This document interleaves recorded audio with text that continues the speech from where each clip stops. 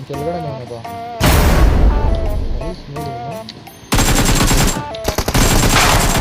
nice ನೋಡಿ nice ನೋಡಿ ಅದರ ಚೂತ್ ಲೌಡೆ ಕೇಬಲ್ ಎನಿಮಿ ಇಲ್ಲಿ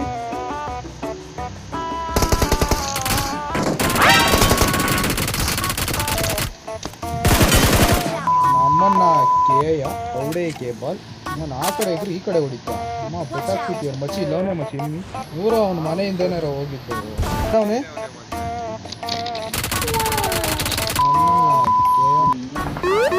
ಓ ಎಣ್ಣೆ ಹೊಡಿತಾರೆ ಬ್ರೋ ಬಂದ್ಬಿಡು ಬ್ರೋ ಇದು ಹಾಕೊಂಡು